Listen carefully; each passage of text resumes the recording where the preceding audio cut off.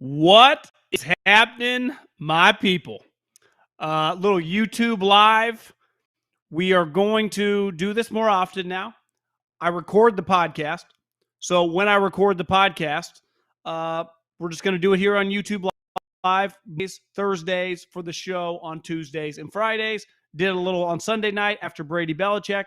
Doing it now. And let's dive into some stuff. Let's go.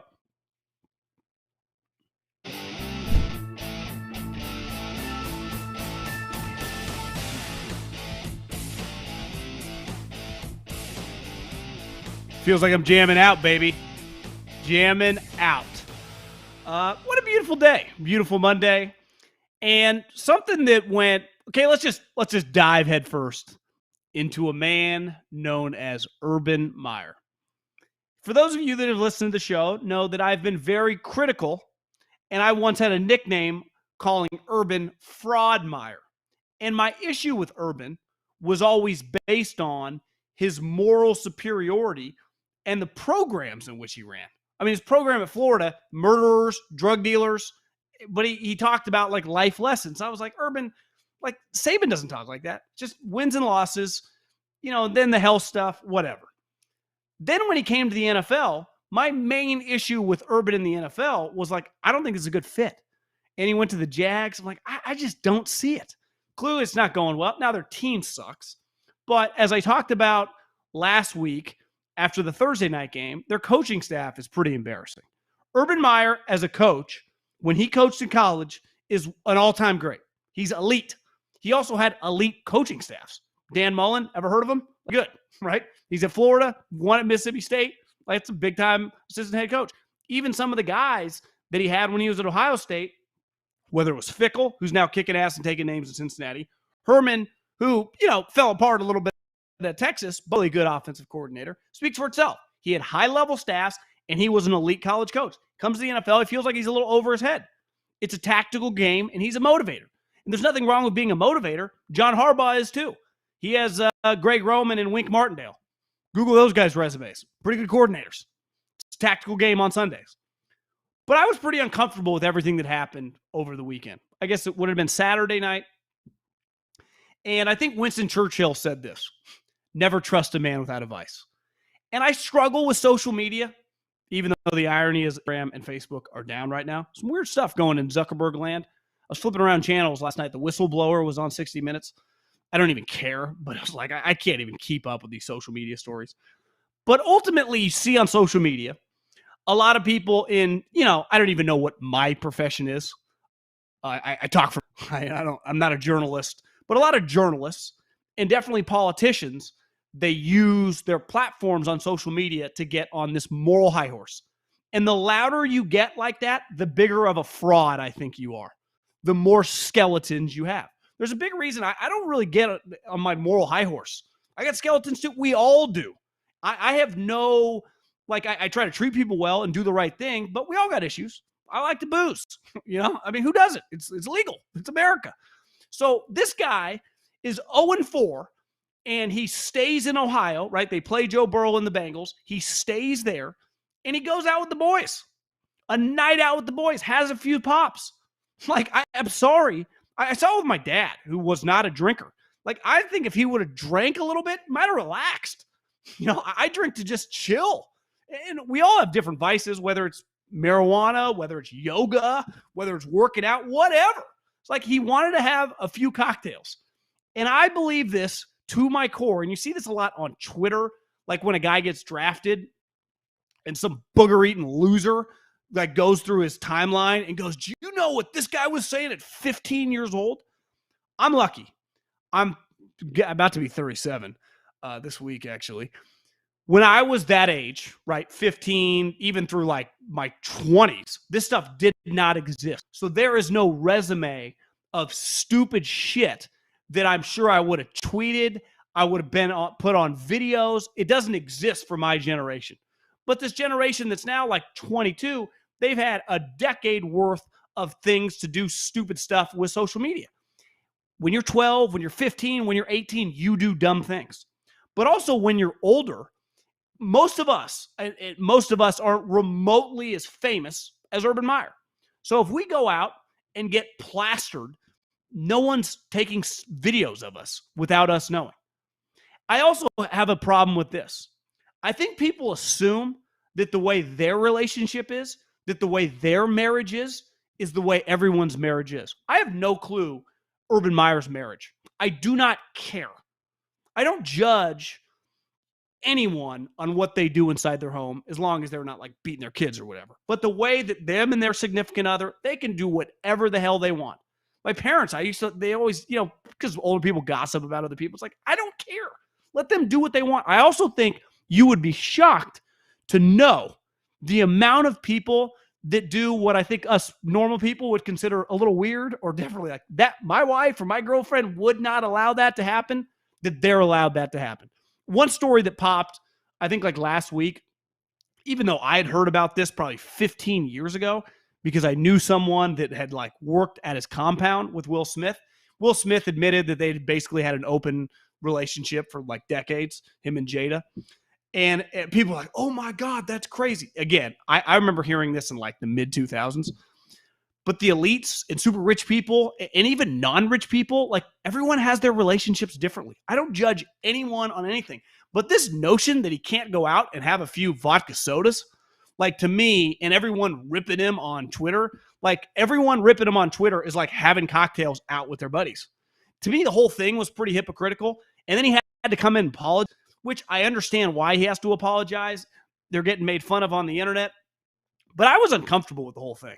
He's not losing. The Jaguars haven't been a joke because Urban Meyer had some cocktails with some, it was in Ohio, so some people that he hangs with, whatever. Like, everyone's just kicking him while he's down and acting like this is not allowed. It's not allowed to go out and have some drinks.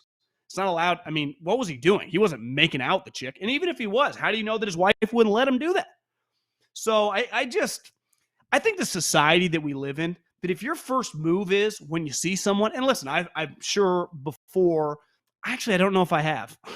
If someone like Urban Meyer, if your first move is to take a video of him without him knowing, I'm sorry, I kind of think you're a loser. If not a video to like show your friends, like, look, Urban Meyer's at the bar because he's just there. But if you're doing it to like, I think this is going to go viral because he has some like 25-year-old chick rubbing up on him, like I'm sorry, I can't relate to that. Someone told me a story the other day. They were on a plane and this lady was all worked up over something stupid, like over the bag over her head or whatever. And she was getting really loud. And right away, this guy pulls out his phone 5 feet away and starts filming the lady. Like, and I think that happens all over society. The first move is always phone out, film. It's like, how about you just put your phone away and just walk by or just not do that? Is that where we're at? And I'm not naive to think that's going to go away. I just can't relate to that. And I can't act like Urban Meyer is any different than any of us because he's getting his ass kicked at his job and he wants to go have a few pops. Like, again, if any man without a vice is untrustworthy. And I think most people talking a ton of shit on the interweb would do the same thing. Now, should he have been smarter? Should he have gone to some VIP? Like, I don't know. Everywhere Michael Jordan goes, he has a kind of stogie in his hand. No one cares. It's like, oh, this is Michael being Michael. But Urban, like after he loses, has, 2 cocktails and it goes viral over the internet and we act like he should like lose his job and he has to apologize. I think the whole thing's stupid. He's not a good NFL coach because he's not a great tactician, because his team sucks, because they drafted a first-round running back when they had a million other needs, because his staff isn't any good. But like him out at a bar, there's no story. To me, it's no story. But if a huge story and he had to apologize, I'm at a loss on that one. It's crazy. I'm defending Urban Meyer, a guy that I've ripped for years. I watched this game today and I was shocked to finish. And I think, for most of us in society, right? We don't fight. Like the older you get, you don't get in fist fights in your 30s or 40s if you're a grown up with a real job. If you yell at a colleague back when everyone was working, even though I think a lot of people are working again, but like as the jobs, right? Like as the office buildings open up, like you can get into an argument with a coworker, and it happens. I've had one. I'm sure you've had one. we're all humans. You don't then die. There's no physical confrontation, or else, that becomes a problem. But mentally, like, you have to be able to handle, if you're an employee, and you have a real job, getting your ass ripped by your boss, getting screamed at, getting reprimanded, getting told, like, hey, man, if you don't hit your quota, this is last, right? And I think in my experience, especially when I was a kid, my friends' parents that were successful, people in the neighborhood that we knew that were really successful, the most successful people were very mentally tough. And the older you get, like I said, you don't have to be physically tough. But mentally, in this world, everyone acts like it's getting softer and softer. Literally every person I know right now that I am close with in life, or that I have some relationship with, successful in their profession, it is making a lot of money, are mentally tough SOBs. Mentally soft people get destroyed in the real world. And I think in football, it's very similar to society. There just is a physical element. You have to be mentally tough because days are long, weeks are long, the grind is long. You also get yelled at. You get in these confrontations. You get told you're not good enough. So it's mental. And then as a player, there's also a physical element, right? There's a physical element in basketball, in football, in MMA. Like, in baseball, there's not. Obviously, golf, there's not.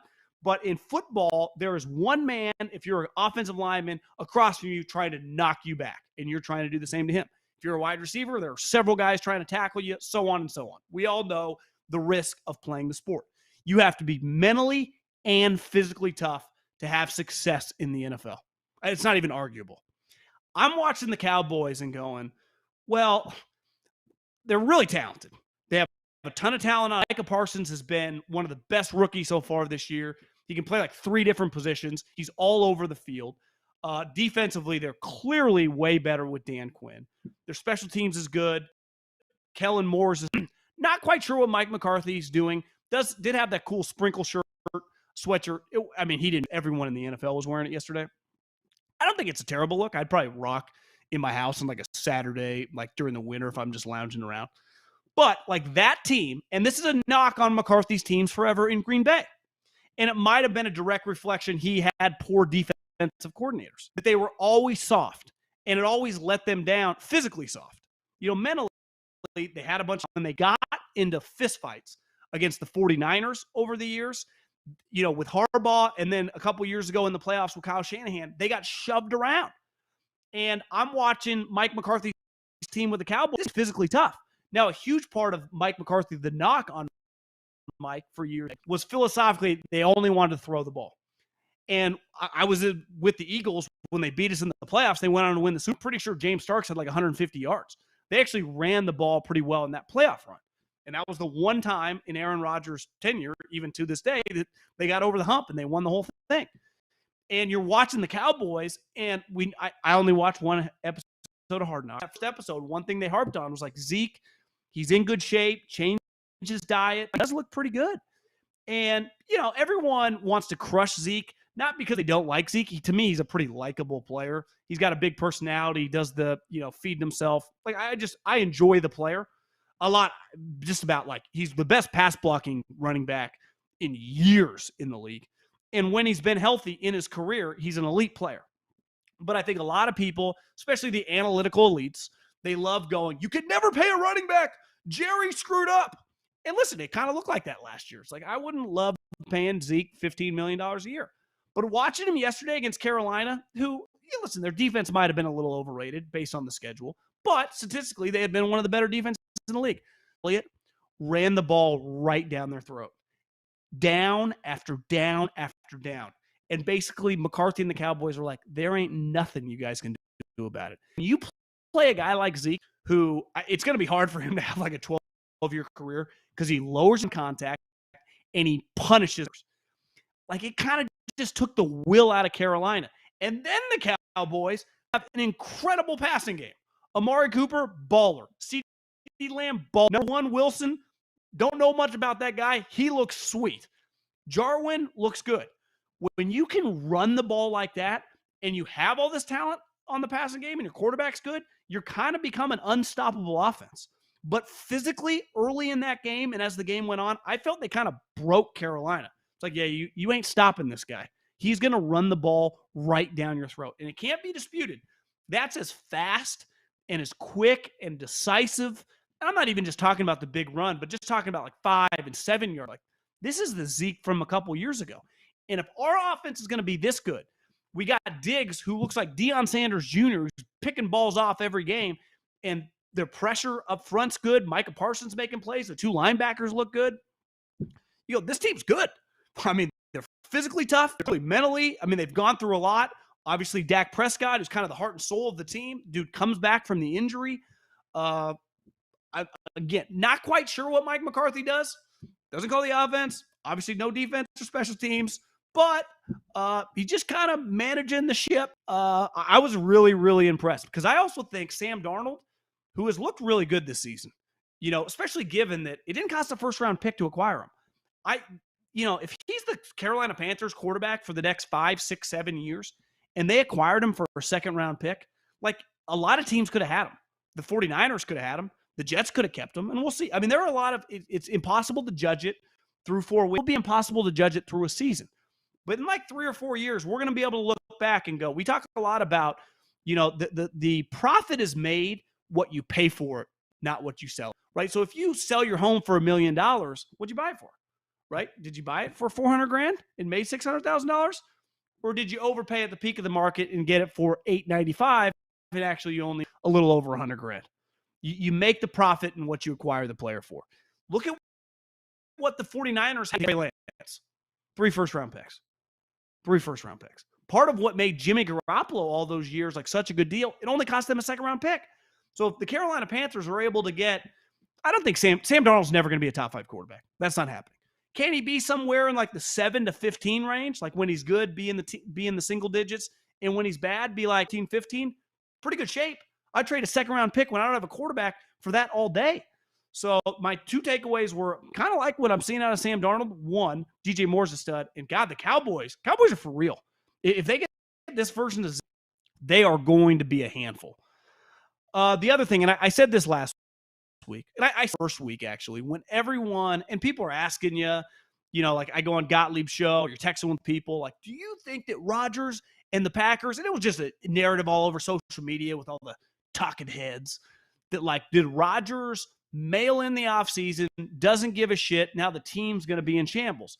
And once you only have the 1 game to go off of, you're like, well, I'm not going to say that's not possible, but I wasn't willing to go there. Not with a player of his stature, not with a team with that much talent, not a team that had just won 26 games. He knows the offense like the back of his hand. Now, maybe they were going to take a step back, but I wasn't going to just be like, it's all over after week 1, because they did get their ass kicked. And Rodgers was probably one of the worst games of his career. But the last 3 weeks, and I said it after the Niner game, that Rodgers got his mojo back. He looks like the MVP. Looks like the real deal right now.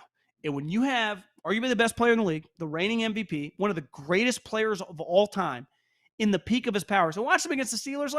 He was like, we ain't losing this game. He didn't feel like, you're going to need 5, 6 touchdowns out of me. It's just like, we'll cruise along. I'll throw a couple touchdowns.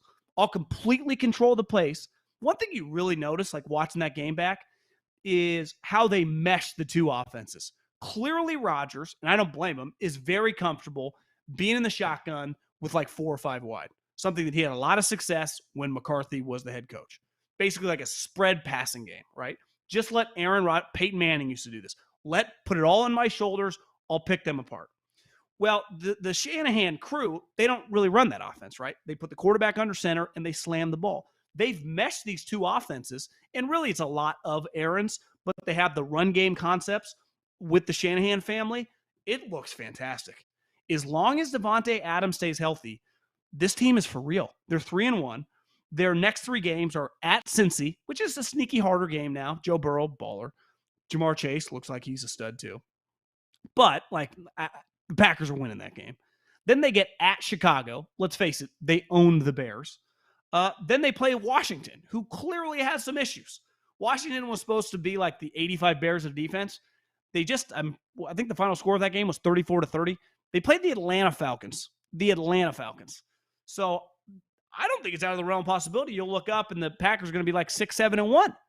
I think the game after Washington might be Arizona. So that game could be hard. But the Packers have 13-4, 14-3 written all over them. as long as 12's healthy, as long as 17's healthy, they are just a terror. I mean, the running back, Jones, is a good player. Remember, they took so much shit in the draft where they took the quarterback, and in fairness, it was crazy. If they could redo that, they would not have taken Jordan Love. We all know that. They would have taken a wide receiver. They would have taken a defender. They would not have taken Jordan Love. And we really don't have that much information based on a couple preseason games, even though I think he got banged up in the one preseason game. Little information. They would know better than any of us on the outside. And I'm not saying that they don't like him. He's not a high character guy. It seems like Rodgers likes him. But that was a bad pick. And it led to the strife and, the animosity from 12 side. And there might have been more, but that was a huge part of it. Not debatable. Admitted it. If you could redo that. But the other team or the other guy that they took a lot of shit for was they drafted A.J. Dillon. And there's like, why are they taking a running back in the second round? Because they're a run-heavy team, and that's how, in theory, they want to implement the run because that's what the Shanahan guys like to do. And that'll help Rodgers play longer because it'll take the burden off of his shoulders when he still can, but we don't want to make him do that week in and week out. And you have to, manager, and you're seeing this a lot with Mac Jones. Like, Mac Jones is the best rookie right now for all the quarterbacks. When I draft a quarterback in the top 10, like, he should have gone 3. I am not drafting him for week 4, year 1. This is a 10-year thing. Like, this guy's the future of my team. Well, when I draft players in the 2nd, 3rd, and 4th round, a lot of times you're like, this is redundant. I already have that position. Well, 2 things I learned when I was in the NFL. 1, position of strength can become a position of weakness. Blink of an eye. Snap your fingers. In several snaps. The Eagles in week 1 was easily one of the best offensive lines. You know what happened? Do you know what's happened since? Their left tackle, the Australian Trent Williams, his knee in practice, freak deal, he's been out 2 weeks. Their left guard, I always screw up his name. He's the hair guy. He has Liz Frank. He's out for the season. Their right guard, Brandon Brooks, who's an all-pro level guy who missed last year with Achilles, also hurt. So, starting the season in the league, 3 weeks later, all these guys are injured. 3 of the starters are going to come. And A.J. Dillon, you draft this, the big running back. You're like, we have Jabal Williams. Well, what happened? They let him walk. So they re-signed Jones. They got their second-round running back. I'm watching him against this guy looks pretty good. I remember I had friends in the league when I was tech player. I don't watch Boston College. They're like, I like that guy. So you always have to think, like, coaches get very short-term minded, right? We're thinking about every coach in the league right now, Monday, is thinking about their opponent on Sunday. Where general managers, maybe they're watching some college guys, maybe they're dealing with their cap guy, thinking about the next couple years. You have to balance it. You have to think big picture. And I think Gutekunst does a good job. And it was my beef with, like, Rodgers. Like, bro, you are not playing for the Jags. You are not playing for the Texans. You are playing for a team that is consistently reloaded. Now, are they perfect? Do they spend enough money in free agency? Of course not. Look at Brady. You think Brady, time and time again, would have been more aggressive? Of course he did. But it can't be argued that Belichick's philosophy worked consistently, especially the second half of the decade from like 2011 till Brady left. It worked. Was it perfect? No. Are you going to win the Super Bowl every year? Of course not. Did they have more success than everyone else and probably more than anyone else will ever have again, unless you're like the Chiefs and Mahomes and you just maintain this? Yes.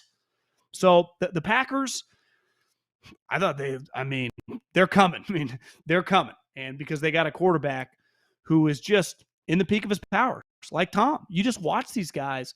The game's never been easier for them. They have a ton of talent around them. They're smarter than every guy when they enter the field. They just have more experience to go off of. We talk about it a lot. The big thing with the rookie quarterbacks, right, was learn by doing. The more reps you have, the more experience you have to go off of. Whatever you're doing for a job listening to this podcast, if you've done it for 5, you are probably way better now in year 4 or 5 than you were year 1 or the first 6 months on. It's human nature. Well, imagine Rodgers now has been in the league since 16 years. Brady's been in the league 22. think how much experience they have upstairs. And physically, they both still look like they did in their peak. So the game, and with Rodgers, Devontae's the best wide receiver he's ever played with. And when you think about the running back, James Starks, who are his great running backs in Green Bay? You'd say Jones is the best guy he's played with. It looks like Dillon has a chance to be really good too. Jamal Williams was really good. So he's had really good running backs the last 2 or 3 years. I just think the Packers, like the Cowboys, man, it's the NFC. These teams are going to be in the mix right till the dust settles in the playoffs. See, that's how the sausage is made right there. We just recorded the podcast, 3 segments, bada bing, bada boom. See if anyone pull this up on the old chat. See if people are chatting.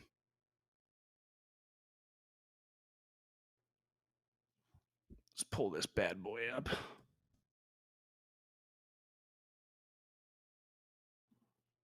We live right now? We're live. Anyone chatting? The Chiefs aren't the offense in the league this far. The Cowboys are the best offense in the league right now. The Chiefs, I agree. The Chiefs definitely signed Josh Gordon for a reason.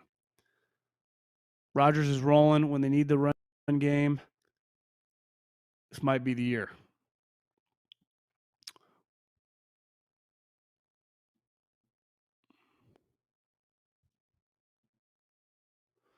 Okay, my people. Hopefully you enjoyed the show. Check out the podcast, subscribing out, and I'll talk to everybody later.